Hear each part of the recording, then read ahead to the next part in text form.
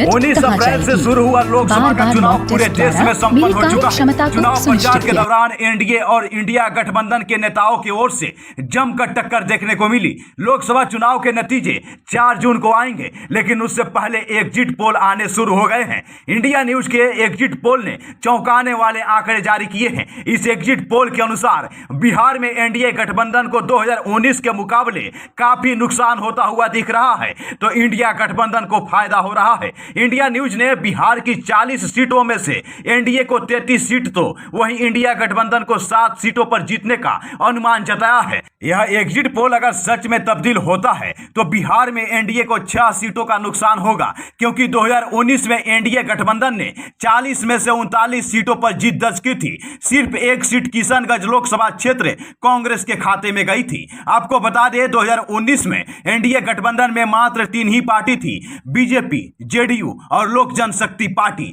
BJP 17 सीटों पर चुनाव लड़ी थी और सभी 17 सीटों पर भाजपा ने जीत पाई थी। मुख्यमंत्री नीतीश कुमार की पार्टी जेडीयू ने भी 2019 में बीजेपी के साथ मिलकर चुनाव लड़ी थी और 17 सीटों पर चुनाव लड़कर 16 सीट पर जीत हासिल की थी। वहीं लोक जनशक्ति पार्टी को 6 सीट मिली थी और सभी सीट पर जीत हुई थी। लेकिन इस बार भाजपा 17 सीटों पर तो जेडीयू 16 पर, चिराग पासवान की पार्टी 5 सीट पर, उपेंद्र कुशवाहा की पार्टी 1 सीट पर, तो जीतनराम मांझी की पार्टी भी 1 सीट पर चुनाव लड़ी है। वहीं दूसरी तरफ देखा जाए तो 2019 में लालू प्रसाद यादव की पार्टी आरजेडी का खाता भी नहीं खुला था, लेकिन 2024 में परिस्थितियां कुछ अलग दिख रही है। इंडिया न्यूज की माने तो इस बार बिहार में आरजेडी का खाता खुल सकता है। बताते चले कि इस बार इंडिया गठबंधन में आरजेडी को 26 सीट मिली थी। इसमें से आरजेडी ने अपने कोटे से 3 सीट मुकेश सहनी को दे दी थी, जिस पर मुकेश सहनी ने अपने उम्मीदवार उतारे थे।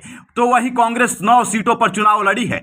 5 सीट लेफ्ट को दी गई थी, जिसमें अब कहा जा रहा है कि 7 सीटों पर इस बार इंडिया गठबंधन की जीत तय है। वहीं पूरे देश में बात की जाए तो 543 लोकसभा सीटों में से 371 से लेकर 401 सीटें जीतकर भाजपा पार्टी संसद में लगभग 3/4 बहुमत तक पहुंच सकती है। India TV CNX exit poll के अनुमानों के मुताबिक अकेले भाजपा को 319 से 338 सीटें मिलने का अनुमान है।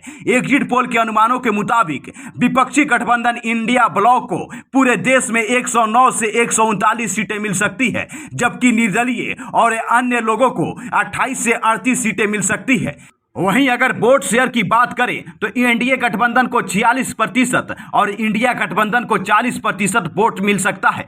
पार्टी के हिसाब से बीजेपी को 41%, कांग्रेस को 21% और अन्य दलों को 38% वोट मिलता हुआ दिख रहा है। एग्जिट पोल के अनुमानों के मुताबिक भारतीय जनता पार्टी गुजरात में सभी 26 सीटों पर, मध्य प्रदेश और छत्तीसगढ़ में लगभग सभी सीटों पर, उत्तराखंड में सभी 5 सीटों तथा अरुणाचल प्रदेश, गोवा और त्रिपुरा में क्लीन स्वीप करने जा रही है।